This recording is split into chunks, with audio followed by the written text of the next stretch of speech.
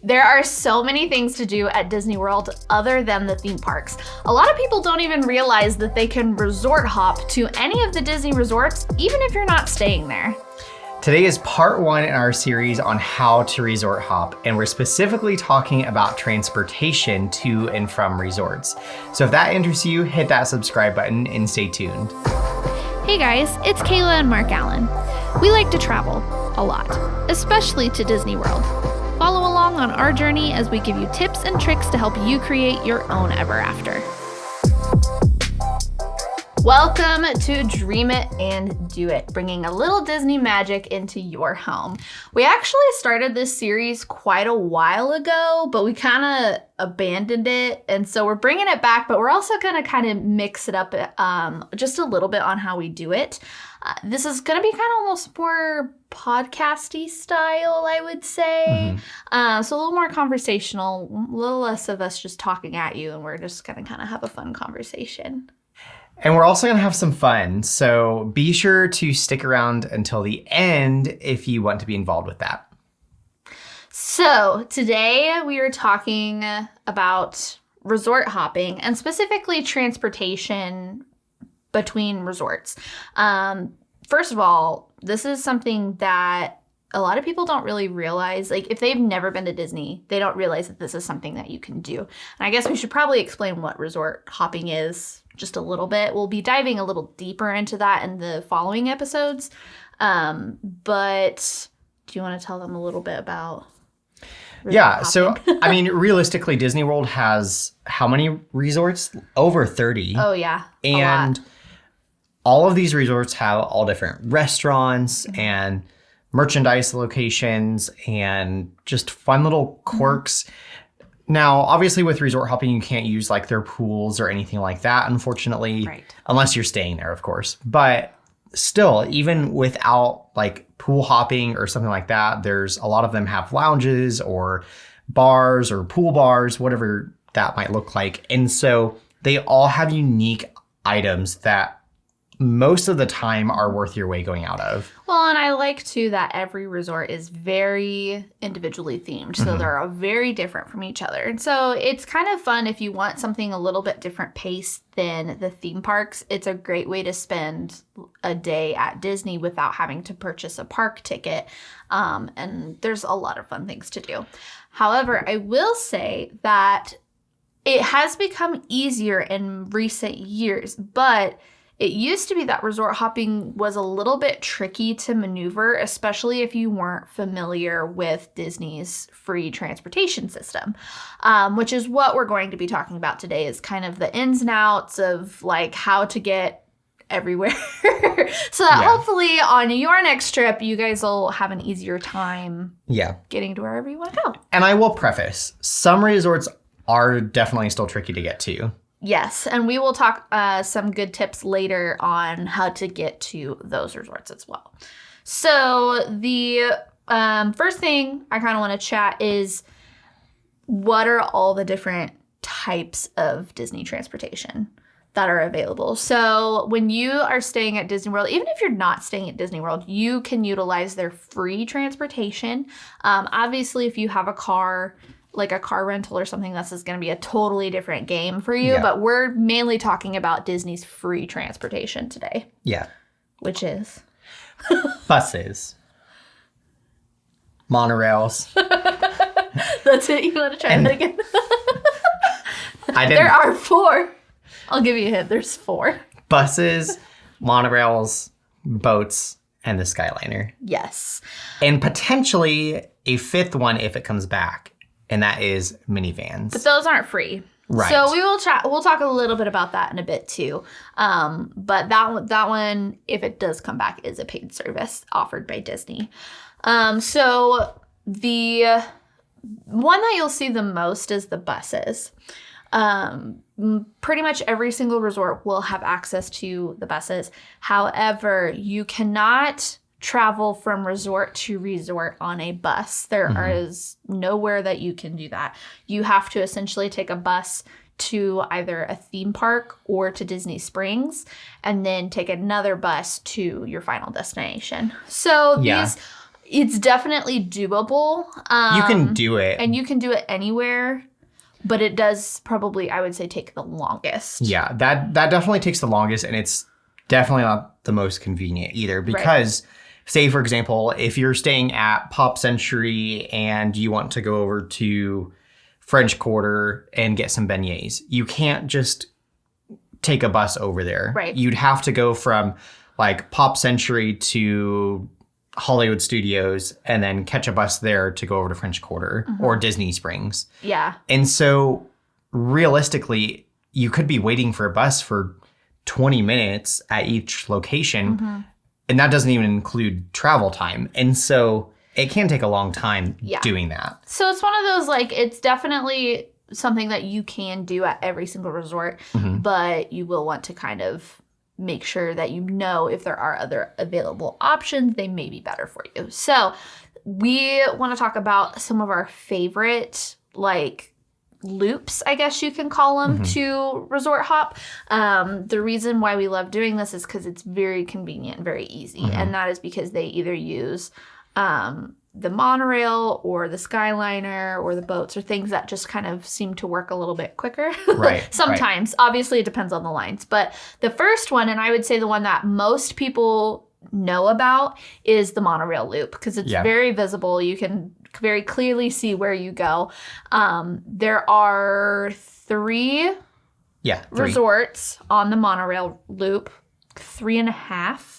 I guess, kind of, which I'll explain that in a minute. But you have the Polynesian, the Grand Floridian, and the Contemporary are all on the Monorail Loop. And the Monorail Loop is attached to Magic Kingdom.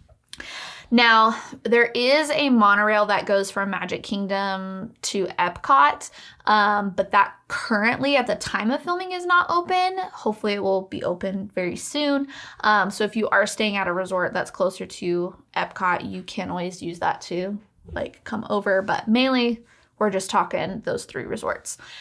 The other resort that's kind of sort of on that loop, but not really, is Wilderness Lodge. It is located on the same lake, but you can't get there by the monorail. You have to, I think, either take the monorail to the TTC and then take like a bus or something like that. Or you can take a boat, which is easier. Yeah. But you would have to take the boat. I don't know if there's a boat that goes from TTC to Wilderness Lodge, but there is a boat at Magic Kingdom that will take you over there. Yeah. And honestly, that's probably quicker anyway to do that. That's going to be the easiest one. But that's kind of in the same geographical location. Yeah. And honestly, Wilderness Lodge is beautiful. So we're just going to throw that one in there just because it's worth it. Yeah. So the monorail is kind of like a train, sort of, that's on a raised, like, beam track. And so it actually goes fairly quickly. It can hold quite a few people. A lot of it just depends on how, like, the time of day. There are certain times of day where the lines do get really long. And that's a rule of thumb to remember with any of these things that we talk about, is that you may catch it at a time of day when the lines get a little long. So make sure you plan for transportation just in general anywhere to take you more time than you think that I would say a good thing to do here is midday. If you're wanting to do some resort hopping, midday honestly is one of the best times to do it. Yeah. You're beating the heat and you're not stuck in a park sweating your mind out. And 2, those transportation lines theoretically should be pretty light. Yes. And the resorts themselves are actually pretty dead, I would say. Like, there's not usually a ton of people. Because everyone's at the parks. Right. So the other big thing, we kind of mentioned it already about the Monorail Loop, is the boats. So all of those resorts, well, the Grand Floridian and Polynesian also have boat access. So you can take a boat from Magic Kingdom to those resorts as well.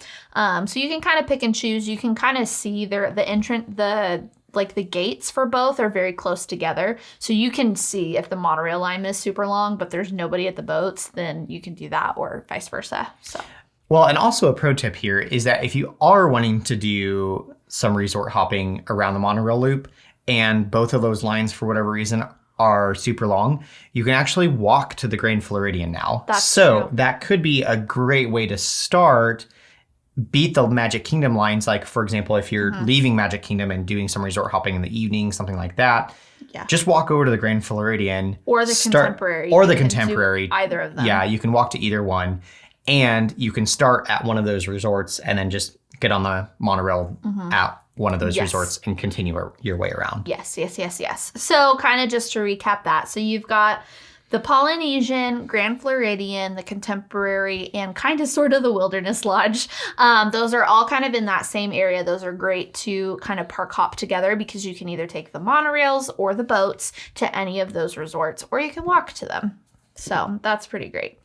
So the next loop that we want to talk about is the Epcot resorts. So these ones are kind of interesting, and I was doing a little bit more research on like getting around those resorts, and I kind of learned a little bit that I didn't know.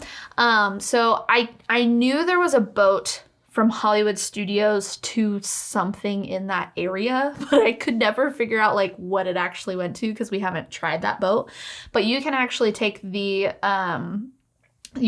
boat from Hollywood Studios, and it will take you through the lake that has the boardwalk, Yacht and Beach Club, Swan and Dolphin, all of those. Yeah, Crescent Lake. Yes. And that is actually at the entrance of International Gateway at Epcot. So it's kind of cool because you can park hop using that, but you can also use that to resort hop. But the only thing with the boats to note is that you do have to go, there's not like a boat that goes to the resorts individually on that. You have to like go the whole loop. So it may still take you a while if you're on the last like leg of that. But what's also great about these resorts is you can walk that whole loop very, very easily. Yeah. It's not super It's big. not big. It's not long. No. Honestly, we really started discovering the Crescent Lake area on our New Year's trip. And we'll link those vlogs up above in the corner. Yeah. And over here. And sorry, I'm new here. But these resorts are just, they're all so close together. And if you're doing like a day at Epcot, this is a great afternoon just to go over there. And because it's just so easy to get to, because you can just leave through International Gateway and you can walk to the boardwalk, walk to the beach club, yacht club, and everything is just all so close together. And the boardwalk at night especially is like almost like a little like mini Disney Springs. There's just so much to do there. Yeah. So much nightlife. Now, something I am going to say about this loop is it is at the back of Epcot. So you can't get to it from like the front of Epcot. So the only way to get here is, like I said earlier, from the boat from Hollywood Studios, or like if you don't have a park ticket. If you have a park ticket to Epcot, cool, then not a big deal. You just got to walk through Epcot. But if you don't have a park ticket, you'll probably have to take a bus to Hollywood Studios or the Skyliner. No, back up. You'll either have to take a bus to Hollywood Studios, then take a boat over, or if you are staying on a Skyliner resort, you will take the Skyliner over to Epcot, because the end part of that is at the beginning of that Crescent Lake area. So you do have some options. The nice thing is, like we said, it's very easy to walk around to visit all of those resorts. Getting there, you just kind of have to know what available options you have at your resort so that you know how to get over there. Yeah. Something that I want to say too is that the Monorail Loop is it pairs very well with a Magic Kingdom day. Yeah. Because it's right there. The Crescent Lake area and the boardwalk, all of those resorts obviously will pair very well with an Epcot day. Yeah. Just because if you already have an Epcot park ticket and park reservation, you don't have to worry about, like, if you're, say, for example, doing a Magic Kingdom day, it might not make sense to do Crescent Lake in the Epcot resorts. It's going to take you a lot longer to get over there. Right. Until the monorail system is open, because then you can take the monorail over. But again, you'd still have to walk through Epcot. Then you still have that issue where you have to walk through Epcot, and if it's not park hopping hours, then you have to. Yeah, it's just a whole mess. So just trust us on that one. That just pair those two together. Yeah, it's just going to make it so much easier. Yes. So this also brings us to the Skyliner Resorts, and this is our new favorite way to resort hop because it's just so easy. It's so easy. So the Disney Skyliner is their newest form of transportation. It's a gondola type system similar to what you would see if you were to go to a ski resort or mountainous place. So it's basically like a big gondola that goes through a line through the sky. It's a Skyliner. Yeah, that's what that is. And it actually connects six plus resorts. And so this one is really, really great if you want to make a whole day out of resort hopping. We like this one for if you want to do a food or a bar crawl, because it's a really easy way to go to a lot of different places that have good food. Yeah. So the resorts that are on the Skyliner are the Boardwalk and Yacht and Beach Club, because they are connected to that entrance to Epcot. Yeah. You have Caribbean Beach, which is actually going to be the main hub for the Skyliner. And then you also have Riviera and Pop Century and Art of Animation that are all connected. So you have everything from a value resort, a moderate, to a deluxe, which is kind of cool. So if you want to see a different levels of Disney resorts, this is a really good one to use as well. I really like this one because it's just... the lines move really fast. It's a constantly moving system. And so you don't, even if there is a long line, it still doesn't take you very long. And there's really only long lines at Park Open and Park Close. So we love... the Skyliner is just so relaxing. And a lot of people think, oh, no, I'm not going to ride that because they're not air conditioned. Yeah. Honestly, I wouldn't worry about that at all. No. The breeze when it's moving is quite a bit. You have to sit on the right side. Because if you sit on the side, the front of the gondola, you won't get as much breeze. But if you sit where the breeze is coming to you, you get a lot. So it's very, very comfortable. Yeah. Now, one thing we did experience as of right now, this may change in the future. Epcot currently opens later in the day, and so they will not allow you to take the Skyliner from the main hub to International Gateway, where Epcot is, unless you have a dining reservation at either the resort or the parks.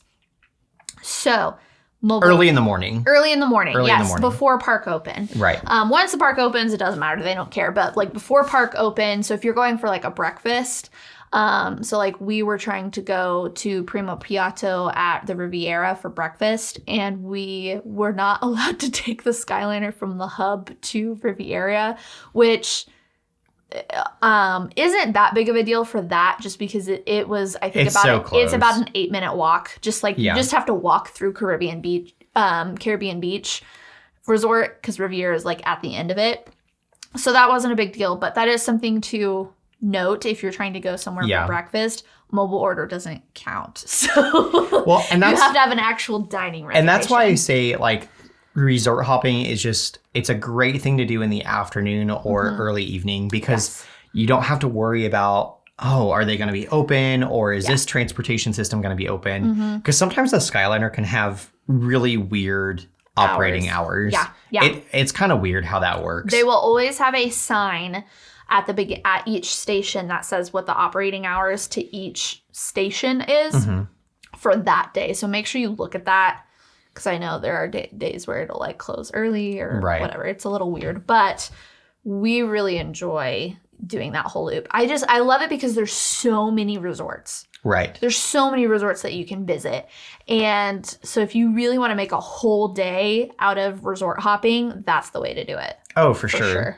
And the resorts that are on there are honestly becoming some of my favorite. Yeah, they're very fun.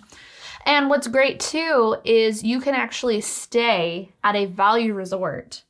So you can stay at Pop Century or Art of Animation and have access to this, which is great. Yeah. And it's a great way to save money. Yes, for sure, for sure. So if you do want a little bit more information on resort hopping on the Skyliner specifically, I do have a blog post that is dedicated just to that tells you everything that you can do on the Skyliner line. So I'll make sure to link that blog post in the description box below, but you can always just head over to our website at happilyeverafter.com/blog and you'll be able to find it on there. So be sure to check that out if you want a little more information. So the final thing that we wanted to discuss is the resorts that are not on any of these loops. So these are going to be the resorts that are a little trickier to get to. Yeah. Which honestly is kind of a bummer because let's be honest, some of the most like fun resorts, I would say, are resorts that are not super easily accessible or they have like the best food or something like that. Like sometimes these resorts can be, basically what I'm saying here is they can really be worth it to go out of your way to go to. So these resorts are going to be Coronado, which also includes the Grand Destino Tower, Animal Kingdom Lodge, Fort Wilderness, and Saratoga Springs and Old Key West. So these resorts, the only options with a caveat is really the buses. You can take a boat from Saratoga Springs and Old Key West to Disney Springs, but that's like it. Yeah. Also, Port Orleans. I guess there's actually a couple more. I forgot. There's also Port Orleans French Quarter and Riverside, which both of those also you do have some boat access to, I believe, Disney Springs and I think Hollywood Studios. I need to double check on that one. That one might not be true. It's at least Disney Springs. At least Disney Springs. That I do know for sure. And then the All-Star Resorts, you only have buses. So there are quite a few of them that aren't the easiest to hop to. Now you can always use our tip that we did earlier and use the buses to go if you don't want to pay and you have time. You take a bus from your resort to a park and then you take it from a park to the resort. Or if you're already at a park, just get on the bus for the resort that you want to, but you will have to do that system to get back. Yeah. Otherwise, your other option is going to be to do like an Uber, Lyft, rideshare system, which hopefully someday Disney will bring back their minivan system, which is hosted through Lyft, but they're like these fun, big red polka dot SUV cars. But honestly, you do have to pay for them. They're fun. I really hope that minivans do come back because we have some of our best cast member interactions from a minivan. Now, I will say, if they do come back, they are more expensive than just your normal Uber or Lyft service. It is a little more of an experience because you do have a Disney cast member there who's going to like talk to you about like Disney stuff. And they're friendlier. Well, I wouldn't say that they're friendlier. It's just they're more intentional about talking to you. Yeah. So that's just up to you if you want to utilize those systems or not. You may end up having to use them if you are like really, really late at night after park closing. Let's say you have like a super late dining reservation and the parks are all closed and the buses and everything are not running anymore. You will probably have to utilize that. But I would say from our experience, you can get pretty much anywhere in Disney World for around $20, give or take. Yeah. So it's not like insane unless you're doing it a lot. But if you do it like once, it's not that bad. And I was just about to say, I would only, I mean, typically when we go, if we are using some sort of rideshare system, we only use it once or twice. We are not using it every single morning and every afternoon and then every evening because that just gets way too expensive. You should have just rented a car if you're going to do that. Right. So. Yeah, but it is something to kind of consider Don't let the fact that these resorts are harder to get to scare you from wanting to experience them if they're something that really appeals to you. Like, for example, Animal Kingdom Lodge has their safari of animals that you can go and look at. So let's say maybe you wanted some extra time at Animal Kingdom, but you can't afford another like park day ticket. You can go over to Animal Kingdom Lodge and you can still kind of get a little bit of that experience. And there's some of our favorite restaurants there too. So don't let that scare you. Just know that it may take you a little bit longer to get there, or you may have to pay a little bit. But they're definitely still worth checking out. That's pretty much it as far as transportation. As far as kind of that whole information. But we do have some fun stuff that we want to do. And the first thing is we want to introduce kind of our segment. I haven't come up with a name for it. But basically, we're going to ask you guys a question. And we want you to leave comments or answers to the question in the comment section of this video. And then in the next episode, we are actually going to share some of your answers. So if you want to make sure to not miss, like if your answer gets chosen, you need to make sure you're subscribed and you need to make sure you have the bell notification turned on so that way you know when that video comes out. All right. Are you ready? You want to ask the question? Sure. Question man. What is the craziest, most special, or most memorable moment you've had while using Disney transportation? So this could be a monorail, a boat, basically everything that I mentioned earlier, Skyliner, minivan, we'll even throw that in there.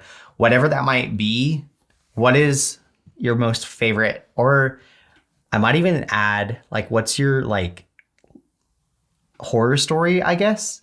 We'll throw that in there too. That's what craziest means. Okay. That's what crazy. So, like, for an example, just like a quick one of our stories, we rode the Skyliner and Mark Allen had like a little fanny pack bag and he had set it down on the bench. Well, on the very back, there's like a metal like grill thing. Like a grate. Grate. And that's where like the air flows in from the bottom. His zipper got somehow looped around and caught on that.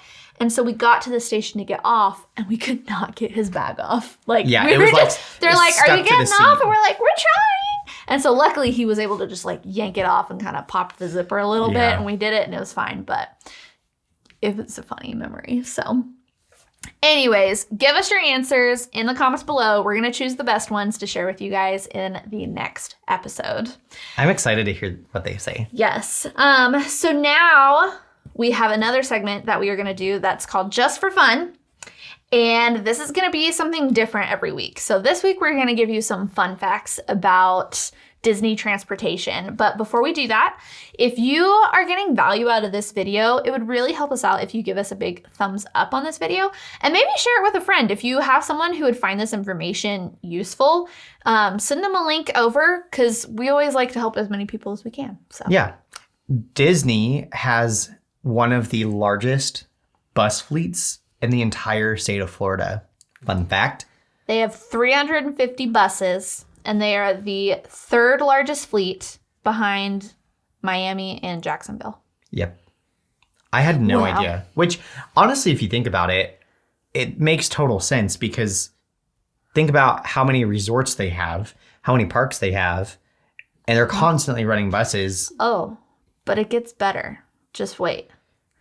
So the next fact is now with 3 tracks and 12 trains since opening, the total miles logged by the trains would be enough to monorails. Yes, would be enough to make over 30 round trips to the moon. That's just like mind-boggling to think about how long that is. Yep. And then, so Disney has the boats, right? So they have their main like ferry boats, but they also have a ton of recreational boats that you can rent. And so they literally have a yacht. Yes. That you can rent. They have 750 boats, making it the world's 5th largest navy. That cannot be true. It may not be, but that's what this website said. What? 750 boats. That's a lot of boats. They're not saying largest as in like they have the biggest boats. They're saying largest as in like the number of boats. That's a lot of boats. I mean, now that I think about it, that makes total sense. Yeah, like they have a ton because they have, obviously they have their transportation, but they have a ton. Any resort that has those that has a lake, they have boats that you can rent. And I'm sure that they have more that are not currently on the water. So what you're saying is that... And you have to think about all of the boats that they use backstage too. I wonder if that also includes the Fantasmic boat and the Mark Twain riverboat. So I'll leave a link to the website that I found these fun fact from.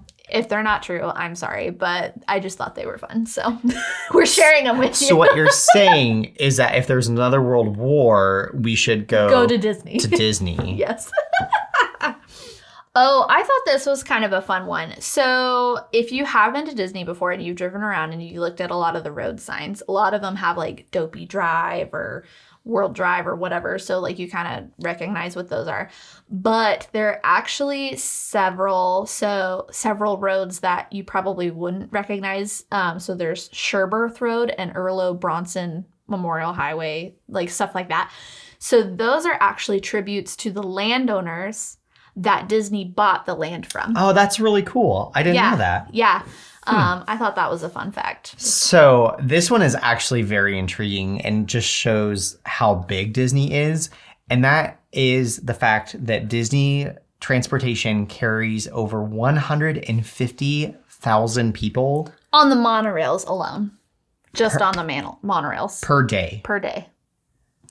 Making it one of the busiest monorail systems in the world. I believe that. Yeah. And then there's one more fun fact. And again, I don't know if this is for sure true, but I hope it is because it's kind of fun. So, Spaceship Earth, the big golf ball, right?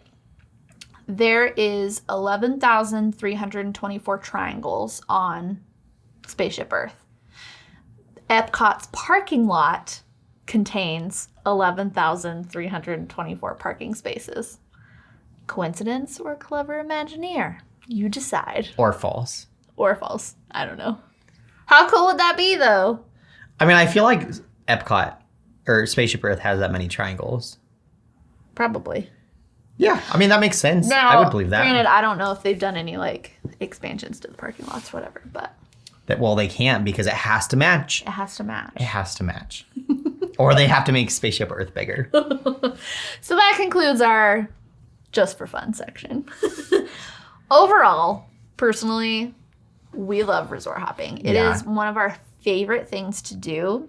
Mm-hmm. And it honestly makes every trip feel unique and totally different because you have a completely different experience every time you go. Yeah. So definitely make sure that you are subscribed again so that you don't miss next week's episode where we talk about what to do at all these resorts. Now that you know how to get there, now you need to know what you can actually do. So we're going to talk about in the next episode.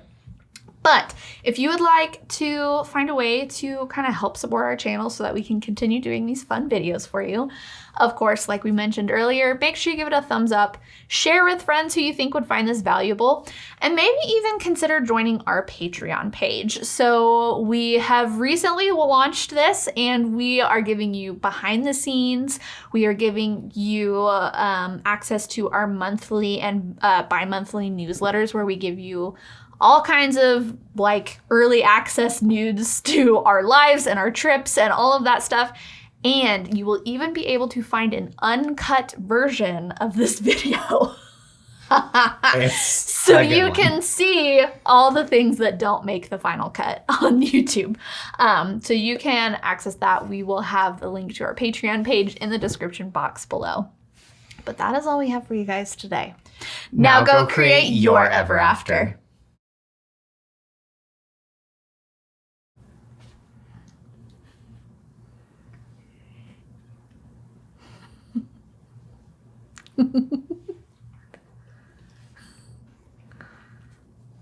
Why do you say it like it's a secret? Percy. Mark Allen, you've been replaced. Percy.